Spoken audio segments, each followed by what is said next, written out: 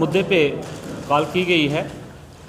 सबसे पहले जैसे कि आप सारे मीडिया कर्मी, हमारे भाई बंधु, हमारे ऑल जे.एंड.के गुरु रविदास सभा के प्रोग्राम को हमेशा अपने मीडिया के माध्यम से लोगों तक हमारी आवाज़ को पहुंचाते हो, इसके लिए मैं आप सबका धन्यवादी हूं।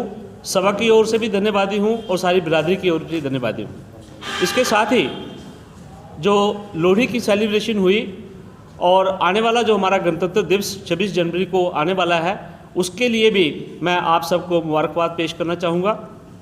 उसके साथ ही एक बड़ी स्पष्टीकरण के लिए बात है कि ऑल जे.एंड.के श्री गुरु रविदास सभा, जिसका डिस्प्यूट पिछले लगभग एक डिकेड से हाई कोर्ट में चल रहा था और जनरल सेक्रेटरी और प्रेसिडेंट के बीच में वो केस चल रहे हैं।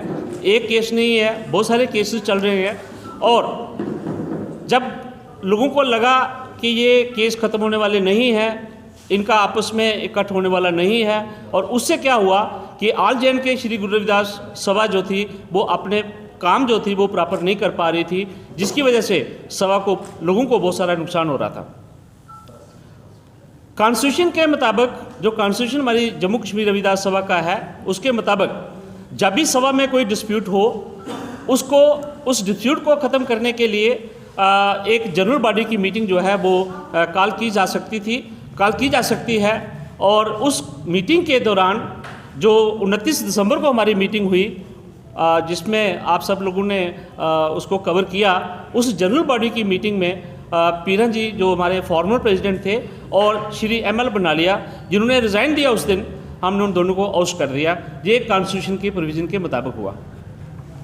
29 दिसंबर को ही समाज ने, बिरादरी ने एक कमेटी कॉन्स्टिट्यूट की और वो अडॉक कमेटी है, और वो कमेटी जो है वो सभा के सारे ही काम को संचालन करेगी। उसमें इलेक्शन भी वो करवाएगी, श्री गुरु रविदास महाराज जी की शोभा यात्रा भी ऑर्गेनाइज करेगी और जन्मदिन को भी सेलिब्रेट करेगी।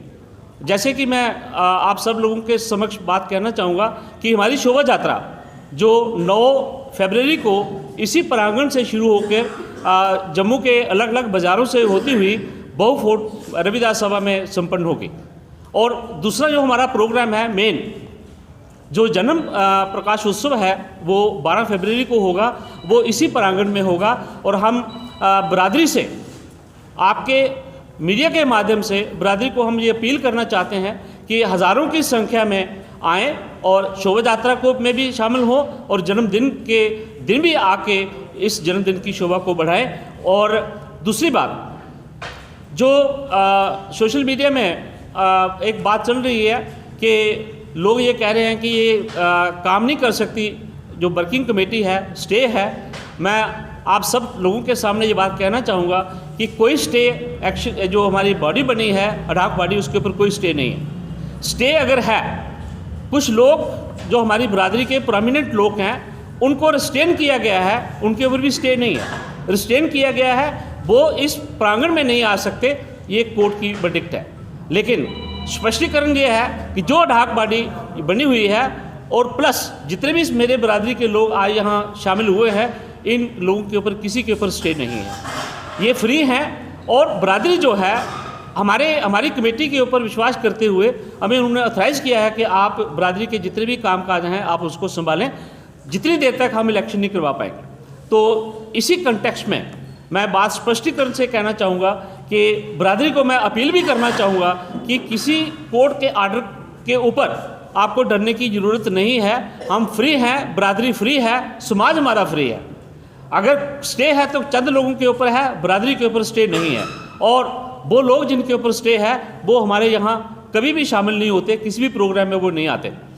दूसरी बात, हज़ारों की संख्या में आके शोभा यात्रा की शोभा को भी बढ़ाए, जिसका 9 फरवरी को संचालन किया जाएगा और 12 फरवरी को जन्मदिन जो है हम सेलिब्रेट कर रहे हैं, उसमें भी आने की कोशिश करें। दूसरी बात, परमिशन के लिए हमने अप्लाई किया हुआ है और मुझे लगता है कि एक आधे दिन में ही हमें वो परमिशन भी ग्रांट हो जाएगी। और परमिशन के लिए भी एक अफवाह चल रही है कि इनको परमिशन नहीं दी जाएगी क्योंकि ये कोर्ट का स्टे है। मैं बात स्पष्ट करना चाहता हूं कि परमिशन के ऊपर कोई स्टे नहीं है, हमारी कामकाज के ऊपर कोई स्टे नहीं है और हम फ्री हैं, हम फ्री होकर काम करेंगे और गुरु घर की मर्यादा को, कॉन्स्टिट्यूशन की मर्यादा को सामने रख के हम सारा काम करेंगे। जय हिंद, जय भारत।